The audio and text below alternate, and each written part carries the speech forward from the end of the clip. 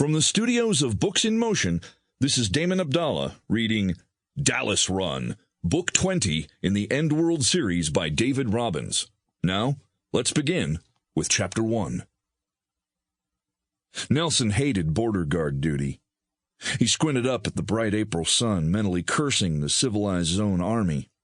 While he was at it, he also cursed his immediate superior officer, Lieutenant Garber, and the commander of the armed forces, General Reese. For good measure, he added in President Toland, the heat wave, and life in general. 6 more months, he told himself. 6 more months and he could kiss the damn army goodbye. His 2-year enlistment would be up and he could return to civilian life. He'd be free again, free to let his hair grow if he wanted, free to wear whatever clothing he liked, free to stay out as late as he desired or to sleep in until noon without having an officer or a non-com standing over his bunk, bellowing for him to get his lazy ass out of the sack. Ah, sweet freedom.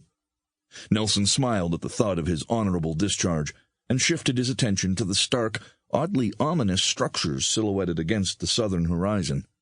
The skyscrapers of Dallas, even at a distance of 15 miles, gave him the willies. He recalled all the horror stories he'd heard about the savagery reigning in the former metropolis, about the scavengers and the gangs and the mutations, and he wondered why anyone in their right mind would choose to live there, to exist in such squalor and filth amid such danger. Living in Dallas didn't make any sense, not when the civilized zone border was so close. He gripped the strap of the M16 slung over his left shoulder with his left hand and rested his right on the top rail of the gate blocking off Highway 289. Sweat beaded his brow under his helmet and caked his sides under his green fatigue shirt. He longed for a cool drink or a cold bath. In 4 hours, at 6 p.m., he would be off duty, and he could hardly wait to strip off his uncomfortable uniform and sink into a tub of icy water.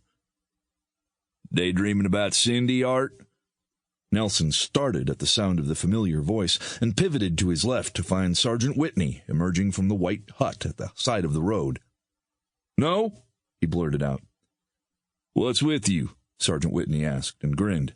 Why are you so jumpy? Nelson shrugged. Didn't realize I was, Bob. I could understand a case of nerves if we were pulling the night shift, Whitney mentioned, stretching and staring at the far-off skyscrapers.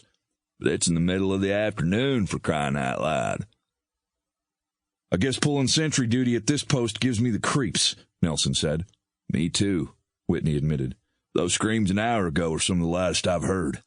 Sounded like some poor woman was being torn limb from limb. Nelson remembered and shuddered. Screams and wails from the direction of the decrepit, crumbling city were not uncommon, but during the past week all of the men pulling shifts at Sentry Post 17 had noticed an increase in the number of such cries, as if an unidentified terror stalked the inhabitants and was slaying them one by one. Potts told me on his shift last night he heard someone screeching for nearly an hour. You can't believe Potts. You know how that turkey likes to exaggerate. Yeah. Nelson was glad he was on duty with a reliable, disciplined man like Bob Whitney. The two had known one another for 7 months, ever since Nelson had been assigned to the Southern Perimeter Command, the unit responsible for manning all of the sentry posts along the southern border of the civilized zone. Despite their difference in rank and career status, with Whitney planning to stay in the Army for 20 years and hoping to eventually become an officer, they had developed a mutually respectful friendship. Nelson had taken his sweetheart, Cindy Hampton, over to the Whitneys on several occasions. One of these days, General Reese will get his wish and be allowed to take a battalion into Dallas to clean out the scavengers and the other grungy riffraff. I'm surprised he hasn't already, Nelson responded. General Reese can't make a move into the Outlands without President Toland's permission, and Toland's a politician. So? Whitney made a snorting noise. You must not know much about politics. Politicians, Art, always take the path of least resistance. When faced with a crucial problem, they'd rather cower in a corner than take the bold stand necessary to solve the problem.